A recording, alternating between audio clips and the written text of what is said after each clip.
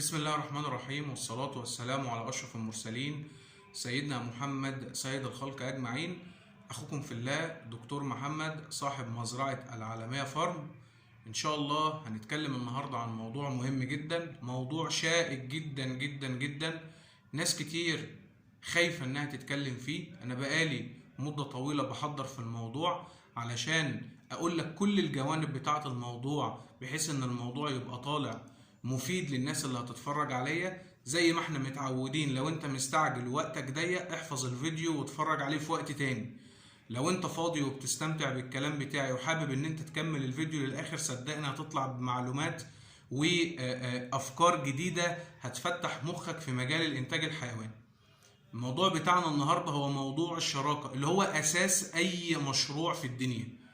غالبا مشروع الانتاج الحيواني مفيش حد بيقدر يقوم بيه لوحده. دايما بتدور على شريك بالمجهود، شريك بالفلوس، شريك بالارض، شريك ان هو يخش معاك بالخبرة. الشريك ده ايه هو وضع التعامل ما بينك وما بينه؟ ازاي هتحكم الدنيا؟ ازاي الشراكة وتوزيع المهام هتتم ما بينكم؟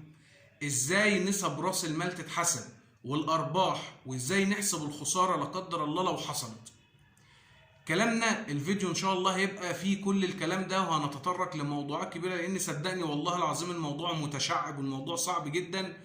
وعشان كده انا بقولك انا عمال احضر له، لان انا عمال اعصر دماغي من كل حتة، بحيث ان الناس لما تسمع الفيديو يبقى انا قفلت اي شبهات او قفلت اي تفتيح او اي ثغرات في موضوع الشراكة ده. عشان سيادتك لما تخش اي شراكة مع اي حد تروح جايب الورقة والقلم، واحنا قاعدين نقعد قاعدة ونقعد نتفق. انت عليك 1 2 3، انا عليا 1 2 3، انت ليك كذا انا ليا كذا، لو حصل خسارة انت ليك كذا انا ليا كذا، ونفض الموضوع. ده الصح.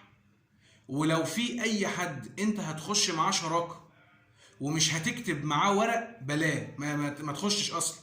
يعني ما فيش حاجة اسمها شراكة في الزمن اللي احنا فيه ده من غير كتابة ورق، من غير عقود، من غير، ما فيش الكلام ده، حاجات موثقة. الزمن اللي احنا فيه ده الناس فيه بقت مسعورة على الفلوس. ممكن صاحبك اخوك اللي من لحمك ومن دمك يبيعك عشان خاطر الفلوس. اعتقد بقى ما فيش اكتر من الاخ. احنا اتعرضنا في حياتنا لمواقف كتيرة، كل حاجة شفناها في حياتنا. انا دخلت شراكات كتيرة جدا في كل شيء، في مهنتي الطب، في شغل المزارع اللي هو الغنم. شراكات في بيزنس مع ناس تاني. بص، دخلت في شراكات لا حصر لها. كل شراكة في منها اللي كان الناجح وفي منها اللي انا خسرت فيه، بس انا ما خسرتش، انا اتعلمت.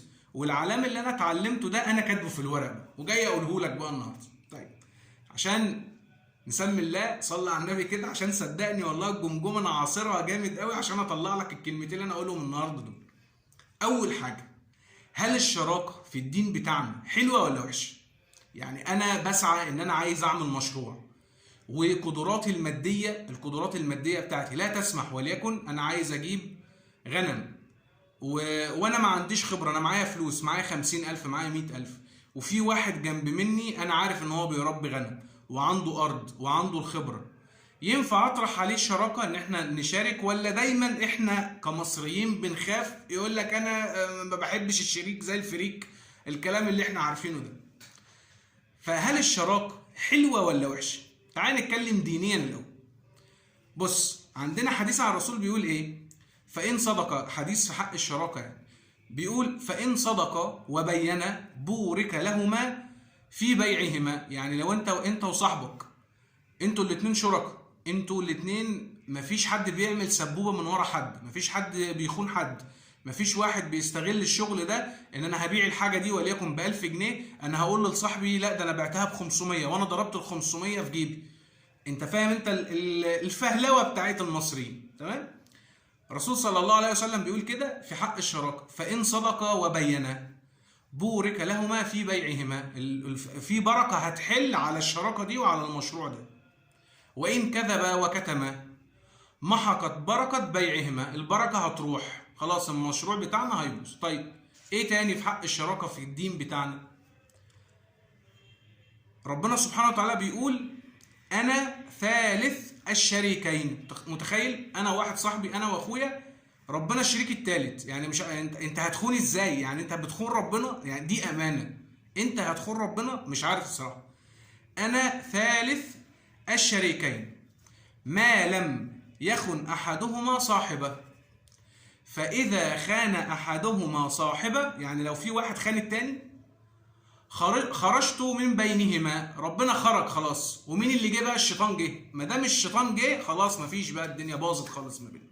يقول لك ده الشيطان دخل ما بينهم، وما دام الشيطان دخل الدنيا باظت.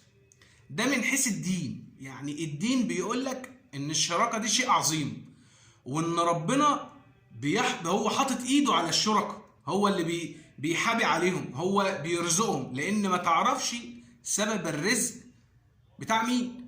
يعني انا ممكن يكون ربنا بيرزقنا انا، وسبب البركه اللي موجوده في المشروع بتاعنا بسبب صاحبي اللي موجود معايا في المشروع، بسبب اخويا الغلبان اللي موجود في المشروع، بسبب العامل اللي موجود عندي اللي انا مشغله وانا فاتح بيته مثلا، عامل عندي في المزرعه. ربنا بيرزقني برزقه، انا سبب. فانت ما تعرفش مين المسببات بتاعت الارزاق دي. بس اهم حاجه ايه؟ اهم حاجه الامانه والصدق. بلاش تشغيل الدماغ، بلاش واحد يشغل دماغه على التاني، ده دينيا ونقفله، عشان صدقني الموضوع هيطول مننا. يعني الشراكه من الاخر حلوه ولا وحشه؟ الشراكه حلوه، الشراكه حلوه. احنا كمصريين ما بنحبش الشراكه، يقول لك اشتغل لوحدك وابتدي صغير وتكبر مع الوقت وبتاع مش عارف ايه. انا دماغي ضد الفكر ده. انا ما عنديش مشكله، انا واحد عندي خبره، في واحد معاه راس مال بس يا عيني مش عارف يشغله، انا ممكن بخبرتي ادخل معاه ونشغل راس المال ده. راس المال ده لما هيشتغل هنفتح بيوت ناس اكتر، وفي عماله هتشتغل، وفي خير هيجي، هو هيكسب وانا هكسب، والناس اللي هتبقى شغاله معانا دولت هيكسبوا، وكله هيبقى متراضي وهيبقى فيه خير. وهو ده الدين بتاعنا اللي بيحسنا عليه. عشان كده انا ضد فكره ان انا احط فلوسي في بنك ومش عارف ايه وكلام من ده. يعني مش عايز اتطرق، الموضوع هيتشعب مننا يعني. طيب ماشي، خلينا نخش في الموضوع. النهارده موضوعي عن الشراكه. انا بقول لو انت من الاول عندك المقدره ان انت تقوم بالمشروع بتاعك، احنا بنتكلم على نموذج اللي هو نموذج تربيه الاغنام والماعز. والنموذج ده انت ممكن تاخد النموذج بتاعي ده وتطبقه على اي نموذج تاني. انت فاتح معرض عربيات خشب، انت صنايعي، عندك محل بقاله، مش عارف ايه، ايا كان. يعني مهم انت عندك المقدره، يعني عندك الخبره وعندك المكان وعندك الفلوس وعندك الوقت اللي تدير بيه. انا بقول لك ادخل لوحدك. انت محتاج فلان ليه؟ انا مش محتاج حد، انا قادر ان انا اوفي طلبات واحتياجات المشروع اللي انا هقوم بيه ده. دي رقم واحد. طيب هل الطلبات دي انت هتبقى قادر ان انت تلبيها على مدار 24 ساعة الى ما شاء الله؟ هنا بيجي فكرة الشراكة. يعني مثلا انا راجل دكتور، عندي شغل في المستشفى، بشتغل وليكن 4 ايام في الاسبوع، وعندي نبطشيات وسهر. الغنم ما ينفعش حاجة اسمها لا والله انا نبطش النهارده، ده انا مش هحط لهم اكل او احط لهم اكل بزياده. افرض خروف سخن تعب، يبقى انا محتاج واحد يساعدني في تاكيل الغنم، يبقى انا محتاج شريك. الشريك ده لما هيجي انا هطلب منه مهام معينه. والله انا اليوم الاثنين يوم الثلاث انا نبطش في المستشفى، ده اليوم بتاعك، ده هتيجي الصبح تحط 1 2 3 للغنم، وتخلي بالك وتصور لي الغنم، وهتابع معاك ولو في حاجه، وهكذا. ده مثلا مثال صغير لقصه الشراكه. انا محتاج شريك في ايه بس؟ شريك بالمجهود، ان هو يجي يحط لي اكل ويحط لي ميه ويتابع الغنم لمده يوم لمده يومين في الاسبوع، وانا قادر ان انا اقوم المشروع ككل بقيه الاسبوع. مثال توضيح صغير. طيب اي مشروع بقى، وخاصه المشروع بتاع الغنم ده، احنا عندنا 4 محاور، 4 محاور لمشروع الغنم ده. ركز معايا. اهم محور هو محور راس المال، فلوس، دي رقم 1. رقم 2 التغذية والعلف والأدوية والتحصينات، برضه هتيجي تحت بند الفلوس بس لسه هنتكلم فيها شوية. رقم 2 الشراء والبيع، مين اللي هيشتري الغنم، مين اللي هيبيع الغنم، مين اللي هيقف مع الزباين، مين اللي هيرد على الزباين. من الآخر بمسمى البيزنس الإدارة والتسويق. احنا في الفلاحين شوية ومش عارف ايه، مين اللي هيشتري ويبيع يعني، ماشي، إدارة وبيزنس، إدارة وتسويق، ماشي. بعد كده المكان والتجهيزات. انا هربي فين؟ هربي في الهواء في الفضاء؟ لا، انا محتاج مزرعه. المزرعه دي بتاعت مين، الارض دي بتاعت مين، هنأجرها ولا هنشتريها، ولا هي بتاعتي ولا بتاعتك، وهكذا. يبقى انا معايا 4 محاور، هات الورقه والقلم واكتب. كل بند من دول على اساسه بنبدا نوزع الارباح، وعلى اساسها بنبدا نحط النسب بتاعت كل واحد شريك داخل معانا في المشروع. تاني 4 حاجات: راس المال، الفلوس اللي احنا هنجيب بيها الروز والغنم اللي احنا هنشتغل بيه، دي رقم 1. رقم 2، مين اللي هياكل الغنم. على فكره خد بالك، بند التغذيه اغلى من الغنم اصلا. يعني لما تيجي تشوف، انت ممكن تشتري غنم ب 100,000، ممكن تاكلها ب 200 وب 300,000، عشان بس برضو تبع الفلوس، بس احنا هنحطها تحت بند التغذيه. التغذيه والعلف والرعايه البيطريه والتحصينات والكلام من ده.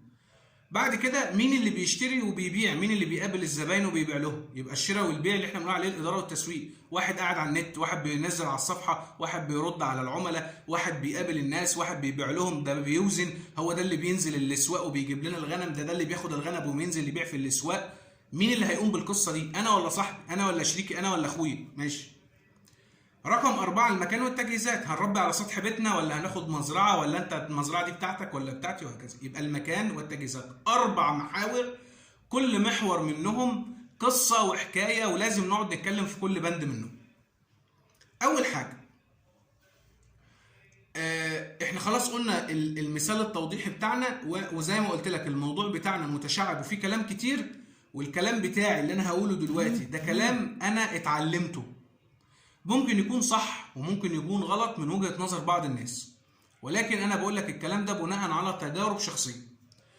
وقلت لك كل الكلام اللي انا هقوله جاي ده كله ارميه في الزبالة، ما تسمعش منه، لان اساس الموضوع ايه؟ الاتفاق والتراضي. يعني مثلا واحد، انا اخويا، انا مثلا اخويا ربنا موسعها عليه، وانا الدنيا معايا ضيقه شويه. مثال اهو، اخويا مسافر بره، انا موجود جوه مصر، انا بحب الغنم، راح مديلي 200,000، قال لي يا محمد خدهم اشتغل بيهم مش عارف ايه وربنا يرزقك. طب يا ابني انت عايز ايه من ال 200,000 دول؟ هو صاحب راس المال. قال لي انا مش عايز منهم حاجه، انا مش عايز منهم حاجه، خد ال 200,000 اشتغل بيهم، بعد سنه بعد 2 خلي المكسب خده وتبقى رد لي ال 200,000، انا مش عايزه، انا مش عايز ال 200,000، ردهم لي زي ما هم وخلاص، بعد سنه بعد 2 بعد 3. ده مثال وبيحصل في البيوت بتاعتنا، اخ كبير بيساعد اخوه الصغير، ده مثال لشراكه. يبقى اساس الشراكه ديت ايه؟ الاتفاق والتراضي. هو اخوك الكبير راضي بالكلام ده، راضي بالكلام ده. طب انا ما بيني وما بين صاحبي، ما فيش واحد صاحبي هيديني 200,000 يشغلهم ويقول لي كمان 2 3 انا هصبر عليك وشغلهم مش عارف ايه. انت واصل لك بس النقطه دي؟ ماشي. يبقى اساس اي شراكه الاتفاق والتراضي. والمفروض الكلام اللي انا هقوله ده كلام ارشادي للناس، ولازم يتكتب عقود وتعمل مشروع ومش عارفين الدنيا هتمشي بينهم ازاي. يعني الكلام اللي انا هقوله ده لناس عايزه تعمل مشاريع ومش عارفين لما يجوا يقعدوا مع بعض واحنا هنتكلم في ايه، ويبدا بقى المشروع يتنفذ. يعني مثلا بيحصل الكلام ده اللي هو ايه؟ احنا قعدنا على قهوه عايزين نعمل مشروع غنم، ماشي. انا عندي شقه فوق، واحد صاحبي انا عندي 10 خرفان، وانا عندي ابويا زارع ارض قيراطين، هنجيب غله ومش عارف ايه. طب انا هجيب الاكل وانت هتجيب الغنم، وانا عندي المكان، ويلا نجيب الحاجه ومش عارف ايه وكلام من ده. جبنا الغنم وسمناهم وجينا نبيع. كل واحد هنقسم ازاي؟ يقول لك هنقسم تلت وتلت وتلت. فيجي واحد يقول لك ليه يا عم انت هتقسم التلت ليه؟ ده انا اللي تعبان وانا اللي واقف وانا اللي بكنس وانا اللي بشرب وانا اللي اتبهدلت وي وي وي وكلام من ده. انت كنت قاعد في التكييف ومفخد وتحت المروحه في الصيف في الشتاء وما عملتش حاجه، وانت عشان دفعت الفلوس هتاخد التلت من المكسب؟ لا، انا هاخد التلتين وانت خد التلت. ويجي بتاع الارض ده يقول لك ما هو الارض والاكل والشرب، هيبقى وضعه عامل ازاي؟ فالكلام جاي من الحته دي، ان انت غالبيه الناس لما بتيجي تعمل المشروع هي مش عارفه ابعاد المشروع ايه، وما دام انت مش عارف ابعاد المشروع انت مش هتعرف تقعد مع ناس وتقعد تتفق. انت تتفق على ايه؟ انت مش عارف الابعاد بتاعته. وهنا بيجي الخلاف وبيجي النزاع. يبقى بعد ما رجلك بتيجي في المشروع تلاقي الدنيا بدأت تبقى توضح شويه، فيجي واحد يقول لك لا انا تعبان اكتر منك، انا نسبتي دي انا عايز اغيرها. لا، احنا كنا متفقين على نسبه معينه، انت كده بتغير كلامك. ومن هنا هيجي الاختلاف، وما دام جه الاختلاف هيحصل نزاع، وما دام حصل نزاع هنفض الشركه. يبقى انت قفلت باب رزق ليك من قبل ما يبتدي، وممكن يكون كان هيكون باب رزق محترم جدا ليك ليك ولصاحبك بسبب جهلكم بالشراكه. انتم مش عارفين ابعاد المشروع، مش عارفين المفروض لما نيجي نقعد نتفق على ايه. طيب، النقطة اللي أنا هتكلم فيها دلوقتي ولازم تبقى نقطة حاسمة: مفيش شراكة من غير ورق، مفيش شراكة من غير عقود، مفيش مزرعة أنت ممكن تاخدها إيجار حتى لو كان صاحبها شريكك معاك، لازم تكتب عقد إيجار منه ليك. شفت بقى عامل إزاي؟ يعني ما ينفعش أنت وواحد صاحبك يقول لك أنا عندي عنبر مواشي تعالى نجيب فيه 20 عجل والعنبر بتاعي، بعدها بشهرين 3 اختلفتم، وخد بالك ان في ناس عقلها صغير قوي، عقلها عصافير يعني، بعدها بشهرين 3 اختلفتوا، يمكن يقول لك ايه مالكش حاجه عندي، المزرعه بتاعتي، اثبت مش عارف ايه. ليه تحط نفسك في الموقف ده؟ يبقى من الاول المزرعه سيادتك حتى لو كانت بتاعت حد من الشركاء لازم نكتب عقد ايجار لحد تاني من الشركاء او للشركه نفسها اللي احنا هنعملها دي، والمزرعه تبقى متاجره للشركه ايا كانت بقى زي ما تتفق. بس انا بفتح مخك على الحته دي عشان ما يجيش واحد من ضمن الشركاء اللي هو صاحب المكان يقول لك لا يا عم انا عايز اطلع، انا في سبوبه جايه لي والموضوع ده مش جاي معايا سكه وهعملها جراج عربيات مثلا. شفنا الكلام ده كتير. خد يا عم غنمك واطلع بره انا ما هتوجع، هتلاقي نفسك انت ساعتها وايس. انت هتودي الغنم فين؟ يبقى هتبيع بالخساره، يبقى هو كان سبب في الخساره دي. تيجي تقول له طب شيل معايا، يقول لك انا ماليش دعوه، انا المكان بتاعي وشكرا، انا كده ولا كسبت ولا خسرت. يبقى انت اللي خسرت. ليه؟ اتفاقك غلط من الاول. يبقى مفيش مزرعه من غير عقد ايجار من صاحبها، مفيش شراكه تاني من غير ورق، وورق مكتوب وواضح ويتوثق ومحامين تقعد يتعمل عند محامي وشهود تشهد عليه وهكذا. وعقد الشراكه اللي انت تكتبه لازم يتكتب فيه ازاي نفك الشراكه قبل المكسب ما يتكتب. يعني الناس كلها بيبقى همها لما بتبقى جايه تخش في شراكه انا هاخد 50%، انا هاخد 60%، مش عارف ايه. حلو كلام، في المكسب كله بيبقى طماع وعايز ياخد النسبه الاكبر من التورته. تعالى في الخساره ابو 60% يقول لك لا يا عم انا ما اشيلش في الخساره، ماليش دعوه يا عم بالخساره. ازاي يا عم؟ مش هي على المكسب والخساره؟ اي شراكه في الدنيا قايمه على المكسب والخساره. لو كانت قايمه على المكسب بس يبقى ربا، يبقى ما تخشش معاه. ربا ربا ربا ربا، كلام واضح اهو، ما تخشش معاه. اي واحد يديك فلوس يقول لك انا هشغلها لك كسبت بس، لو جت خسرت يقول لك ماليش دعوه اديني فلوسي زي ما هي. انا دي تجاره مضاربه. يعني يا جماعه الدين بتاعنا فين انتوا؟ ما اعرفش الناس تقريبا يعني ايه ما اعرفش والله يعني، ده ربا ايا كان بقى المسميات بتاعته ايه، اسمه ربا، هتروح تيجي اسم ربا. ماشي؟ طيب انا عشان بس كاتب الكلام قدامي والله فبيروح مني. طيب اي واحد سيادتك، على فكره كل ديت نقط انا كاتبها، يعني المفروض انت بتكتبها ورايا. اي واحد تقعد تتكلم معاه على قهوه، على بيت، في سطح، في غيط حمام، اي حاجه، وتقول له يا باشا الكلام حلو قوي تعالى ننفذ، تقول له تعالى نكتب ورق بالكلام اللي احنا هنتفق عليه ده، يقول لك ليه يا عم انت مخوني؟ اعرف ان ده بص مش سالك على طول كده. اللي يخاف من كتابه ورق اعرف ان جواه غدر، اعرف كده. والله يا ابني اقسم بالله الكلام ده انا اتقرصت منه وانا خسرت فلوس بسبب الكلام ده، والله العظيم خسرت فلوس بسبب، وطالع اقوله للناس لوجه الله. لو شيخ دقنه قد كده اهو وزبيبه ولا زبيبتين صلن اهو بيغدر، ما فيش امان للبشر. انا بقول لكم ما تامنش البني ادم على وجه الارض. لو انا اهو، لو انت جاي تشاركني انا هعمل الكلام ده خلاص. مفيش واحد شريك يخاف من كتابة ورق، ولو خاف يبقى انت لسه على البر، بلاه ما تخشش معاه، ما تخشش معاه بقى. ما يبقاش بقى ايه انت بتعند نفسك وانت بتركب دماغك، لا انا هخش معاه وهاخد حقي منه وهاكل الحيطان. لا لا لا لا لا، ملهاش لازمه، ملهاش لازمه. يبقى ما دام انت قعدت مع واحد وانتم متفقين على كل شيء، بس ودي المكسب 50-50 ولو خساره برضو 50-50، انا حاطط راس مال اكبر منك، انا هخش بالمجهود، انت هتخش بالمكان، احنا اتفقنا على كل شيء، واساس الشراكه الاتفاق زي ما قلنا. طب يا حبيبي تعالى نروح نكتب، ده في فلوس ودي فلوس ناس ومش عارف ايه وكلام من ده. تعالى نروح نكتب عقد، نكتب عقد شراكه عند محامي، ونجيب 2 شهود يعني يمضوا على العقد ده ان هم ان احنا متفقين على الكلام ده ومش عارف ايه. يقول لك لا يا عم عقود ايه، انا ما دبسش نفسي وما اعملش نفسي وانا حر نفسي وكده كلام من ده. ملص منك باي شكل من الاشكال، رفض وخلاص، بلاه ما تشاركوش.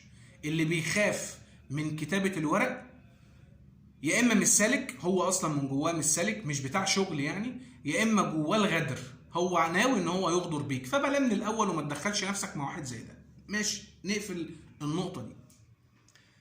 وزي ما قلت لك والله يعني الناس اليومين دولت فعلا مسعوره قوي على الفلوس، ولما الفلوس بتكتر والموضوع بينجح، صدقني النفوس بتتغير. يعني ممكن تبقوا داخلين مع بعض، كل واحد حاطط 1000 جنيه وده حاطط 1000 جنيه، ال1000 جنيه ممكن تبقى 100,000 ببركة ربنا، ببركة ربنا.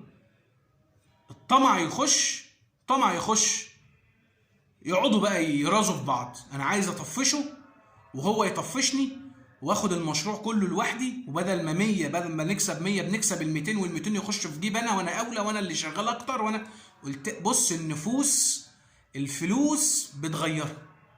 لو في ورق الموضوع محسوم. ماشي، خلينا نتكلم بقى شويه عن الموضوع. دلوقتي وصل ل 20 دقيقه وبرده يعني ايه، كله كلام انا بقول لك زي دردشه كده. صدقني الموضوع صعب قوي، مش قادر حتى في النقاط اللي انا كاتبها فعلا والله الموضوع سايح معايا. خش على الاحتمالات بقى. انا معايا دلوقتي احتمالين وهقفل الفيديو على كده.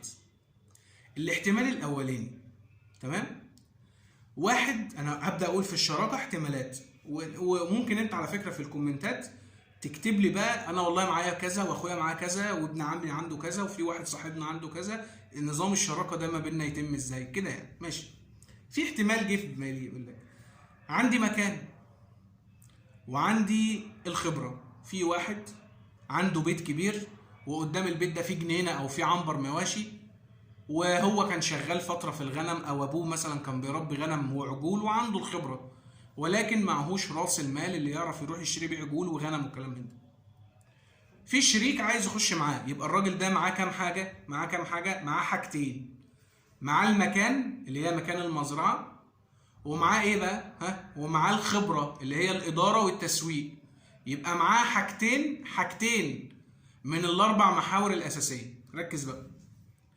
في واحد جنب منه، واحد مسافر بره، صاحبه مثلا سافر بره راح ايطاليا ومعاه 100,000 جنيه 200,000 جنيه عايز يشغلهم، فهينزل لصاحبه اللي هو صاحب عمره ده ويقول له يا باشا خد ال200,000 هات لنا شويه غنم سمنهم وبتاع. الموضوع ده يمشي ما بينهم ازاي؟ يبقى الراجل اللي جاي من بره ده معاه، هو هيخش برضه بحاجتين. معاه راس المال اللي هيشتري بيها الغنم او العجول، وهو اللي هيشتري العلف. ركز بقى، يبقى في واحد داخل براس المال من ناحيتين، راس المال عدد الروس والتغذيه، وفي واحد تاني داخل بالمكان وبالاداره والتسويق اللي هو بياكل والخبره والكلام من ده. شفت بقى؟ المفروض نظريا انت تقول لي بقى لا ده كده ياخد النص النص. لا، الصح والاوقع والحلال ان صاحب راس المال اللي دفع الفلوس واللي هياكل العجول او هياكل الغنم هياخد تلتين المكسب.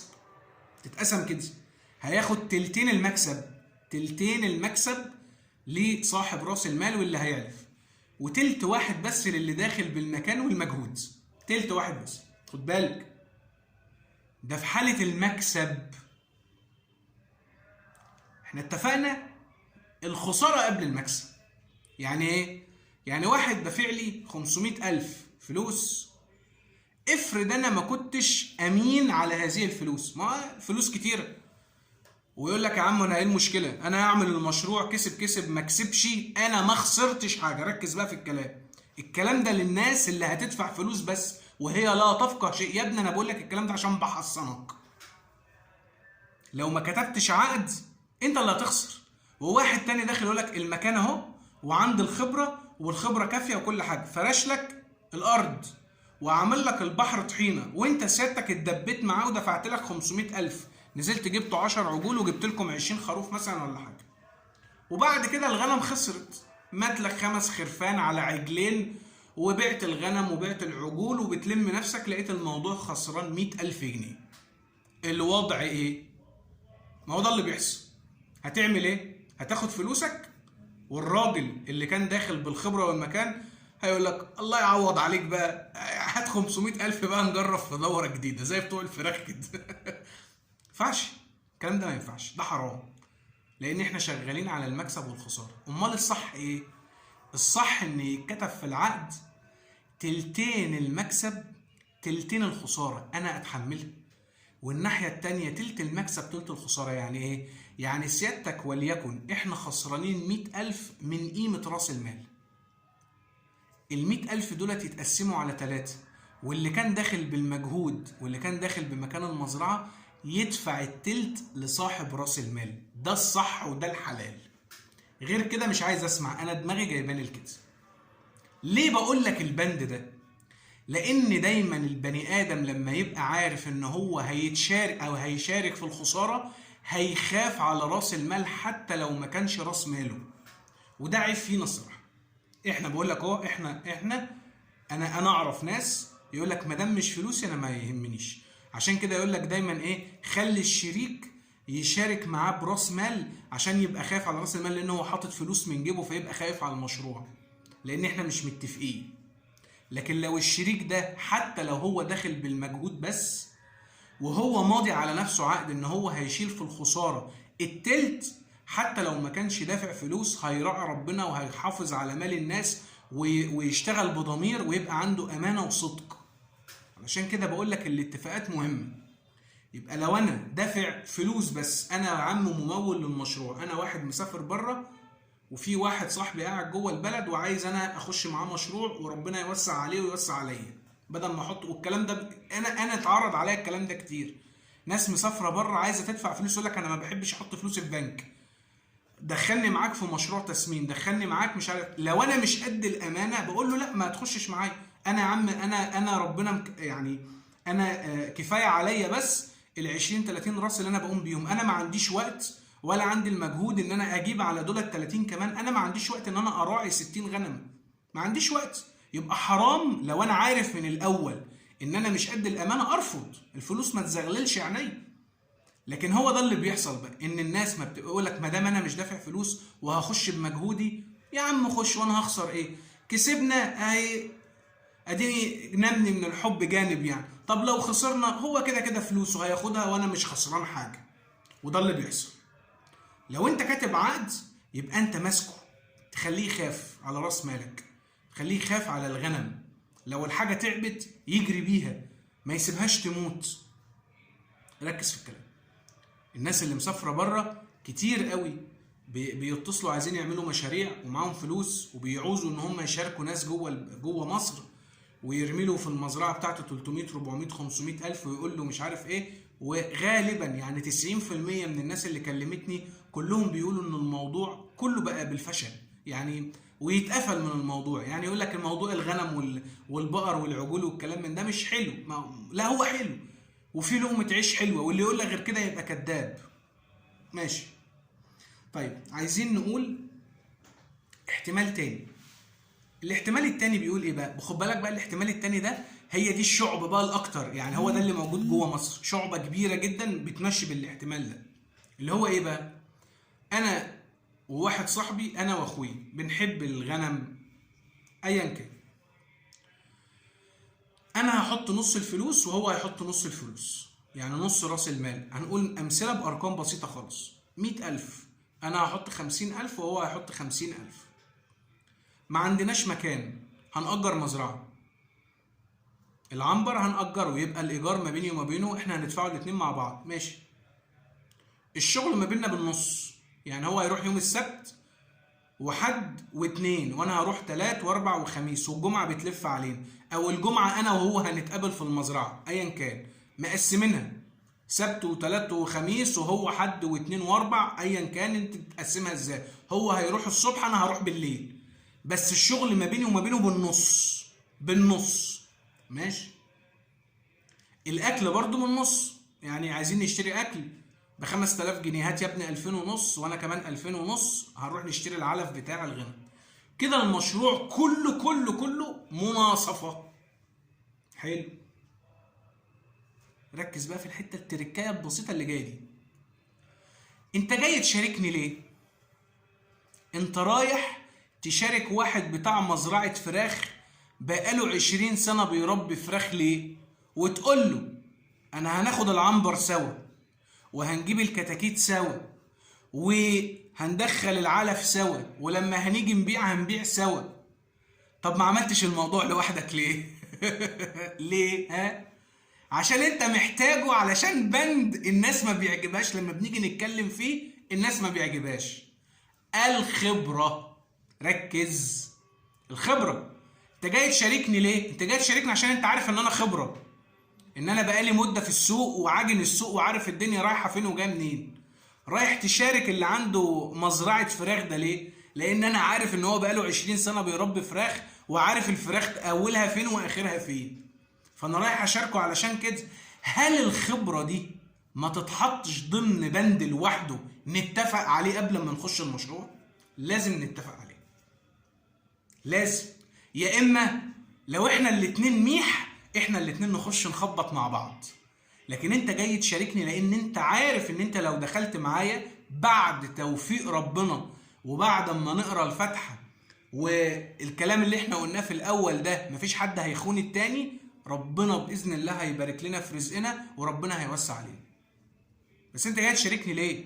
لان انت عارف ان انا راجل صاحب خبره، والخبره دي انا اكتسبتها بعد تعب وبعد خساره وبعد ما جربت وبعد ما ناس ضحكت عليا وبعد مرمطه وبعد سفر على طرق واصحى 5 الفجر والف على ناس وهكذا.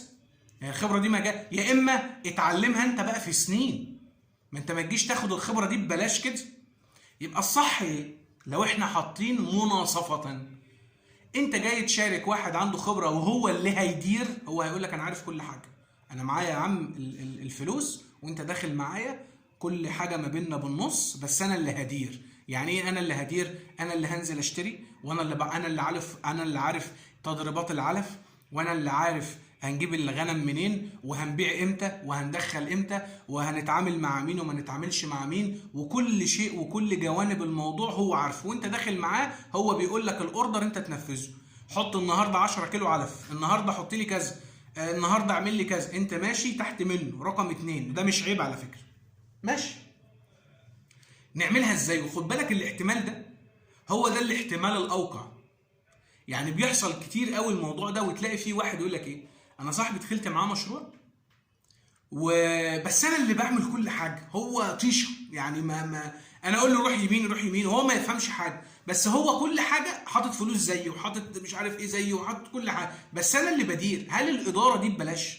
يعني هل كلامي على انا مثلا انا بفهم في انواع الغنم، فلما يجي زبون يكلمني يقول لي بنفطم امتى ونعمل امتى، ما ده بيخد مني وقت نص ساعه رديت على عميل واحد، وينفذ معايا بيها ما ينفذش. التاني ده ما فيش حد بيتصل عليه مثلا، يعني هو ما يفهم وما يعرفش يرد، ولا يعرف يعني ايه غنم ويعني ايه كسر جوز ويعني ايه تولد امتى وهنعشر امتى ونجيب السونار امتى ويعني ايه غنميه تشيع. هو ما عندوش الكلام ده، بس هو يعني شريك صالح. نعمل ايه في الوضع ده؟ ركز بقى. الصح ان انت تحط له نسبه من الارباح. يعني ايه؟ المشروع ككل المفروض ان هو يتقسم 50-50. في علم التسويق والاداره يقول لك الاداره اللي فيها نسبه من الارباح من 10-15%، وقبل ده بالاتفاق. يعني لو انا داخل مع واحد صاحبي وكل الكلام ده وانا قلت له انا اللي هدير ومش عايز نسبه وهنقسم 50-50 واتفقنا على كده، خلاص ده حلال ربنا. انا راضي ان انا خبرتي دي تمام اعملها في المشروع لوجه الله. وفي واحد تاني يقول لك لا، انا وقتي ده بفلوس، خبرتي دي بفلوس، انا عايز قصاد الخبره بتاعتي دي. يبقى نقعد ونتفق. ازاي؟ الصح من 10-15% مقابل الاداره. يعني ايه؟ يعني لو النسبه 50-50، لا النسبه مش هتبقى كده، النسبه هتبقى 60-40 مثلا، 60-40 كتوتال. ال 10% دي جت منين؟ مقابل الاداره والخبره والتسويق، ان في على الرغم ان احنا حاطين فلوس ومجهود وي كلنا قد بعض، ولكن ال 10% دي مقابل انا نجحت المشروع، نجحته بعد توفيق ربنا والكلام ده، يعني لا جدال عليه، بس انا كنت سبب في نجاح المشروع. ومن غير انا ومن غير شغلي وفكر انا في المشروع ما كانش المشروع نجح. زي بتاع الفراخ، انت دخلت مع واحد يكسبك 100,000 في دوره. ليه؟ لان هو عارف بيجيب كتكوت سليم منين، وبيجيب ادويه كويسه منين، وبيجيب تحصينات منين، ويجيب علف كويس ما فيهوش عفونه ولا فيه سموم ولا مش عارف منين. ولما يبقى فيه فرخ ولا اتنين تعبان ياخدهم ويشرحهم عند دكتور بيطري ويكتب له الروشته المظبوطه. فده كان سبب من عوامل النجاح بتاع دوره الفراخ. ما تستخسرش فيه بقى 10% مكسب، ما تبقاش انت اللي كده بقى، ما تبقاش كده. ما انت كسبت اهو، قول الحمد لله وربنا يوسعها عليك وتخش دوره كمان وتكسب ودوره كمان وتكسب. ما تبقاش انت بقى سالخه، حرام. ما الخبره دي، ما هو تعب برضه عشان يوصل للكلام ده، زمانه خسر فلوس عشان يعرف الحاجات دي جايه منين. طيب يبقى هنتفق على الارباح وليكن 10 15، وانا ارشح الارباح ليه؟ لان لو مفيش ارباح خلاص احنا هنقسم 50 في 50 لو في خساره. لو في ارباح هنزود 10%، وكان سبب بعد توفيق ربنا. السبب ده الشخص اللي ماسك المشروع ده، ماشي. طب ما وحش الكلام ده، اعمل مرتب. اعمل مرتب ان شاء الله، لو مرتب زهيد حاجه صغيره. المرتب ده وليكن 500 جنيه في الشهر. 500 جنيه هيطلعوا كل شهر من ضمن المصاريف لهذا الرجل اللي هو صاحب الخبره. ونقسم 50-50 بس، موضوع سهل خالص كده. ده هيبقى مرضي. انا باخد 500 جنيه، انا باخد 1000 جنيه كل شهر مقابل خبرتي وادارتي لهذا المشروع. ما هو ما ينفعش صاحبي يبقى نايم في بيته وانا اركب العربيه واروح السوق واروح عند فلان واروح عند علان واقعد الف في الغنم واشيل واحمل واعتل، وهو قاعد علشان هو ما بيفهمش في الغنم، وانا اللي مسؤول، واسمنا في الاخر نقسم 50-50. ده مش عدل. ما هو ده برضو مش عدل. واسمنا اصل احنا حاطين كل شيء مناصفه. طب ما تعالى بقى معايا، روح انت اقضي عني مشوار. ما هي تبقى كده، انا هروح اشتري غنم وانت روح اشتري اللي بعد منها. انت هتعرف تألف في الغنم؟ هتعرف تنقي الخروف الحلو من الخروف الوحش؟ هتعرف تقف تتكلم مع زبون وتبيع له؟ هتعرف في العيد توزن للزبون وتقول ده كسر كذا وتقنع الزبون يجي ياخد الحاجه بتاعتك؟ هتعرف ترد على التليفونات اي استفسار؟ ما هو يا اخوانا ازاي ده؟ ازاي؟ ما ينفعش. انا دي رؤيتي للموضوع. انا هقفل على كده الصراحه، ويمكن ابقى شايف بعد ما اقرا الموضوع تاني ابقى محتاج ان انا اعمل اضافات، او الناس لما تعلق في الكومنتات يفتحوا مخي على حاجات تانية او احتمالات تانية، ونبدا ان احنا نقعد نتكلم فيها سوا يعني. طبعا انا برتجل ومش محضر، انا كاتب بس النقاط قدامي كده في الورق عشان اعرف اتكلم مع الناس اللي بتتفرج عليا. يعني يا ريت لو حد هينتقد انا ما عنديش مشاكل خالص، بس انتقد يعني انتقاد بلاش يعني ايه تحبطني، عشان والله الموضوع مش مستاهل الكلام ده. والله ربنا يعلم، ربنا يعلم والله العظيم انا عامل الكلام ده وكاتبه كله لوجه الله، عشان اي اتنين يخشوا زي ما دخلوا صحاب يطلعوا صحاب. وياما شراكات ضيعت يعني صحوبية ناس و10 سنين بسبب الفلوس. ولو انت هتخسر واحد صاحبك علشان خاطر فلوس وعشان خاطر مشروع، ما تخشش معاه من الاول كده، من الاول اهو.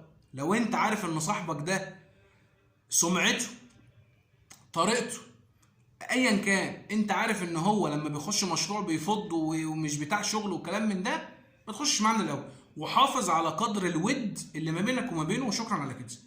لو المشاريع والفلوس هتخسرنا الناس وهتخسرنا اصحابنا وعشره عمرنا وهتخسرنا اخويا، هتخسرنا ابويا، هتخسرنا اختي، هتخسرني اي حد، يبقى بلاها يا جدعان، بلاها والله.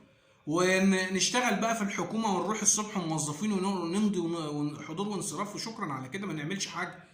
هو احنا بنتكلم انا بتكلم في الكلام ده ليه؟ انا بتكلم مع اصحابي واخواتي الناس تتفرج عليا ليه؟ لان دائما الغنم هي مشروع ثانوي. يعني انا راجل موظف وعندي عيادتي وعندي شغل في الحكومه وكلام من ده، ولكن عندي مقدار من الوقت انا قادر ان انا اعمل فيه مشروع غنم. ودايما الناس كلها كده، بدل ما واحد هيروح يقعد له ساعتين بالليل على القهوه، هيروح يقعد في المزرعه بتاعته، يطلع على السطح، ينزل في الاوضه بتاعته عنده 10 خرفان، هيقعد معاهم الساعتين دول ويجيب لقمه عيش للعيال.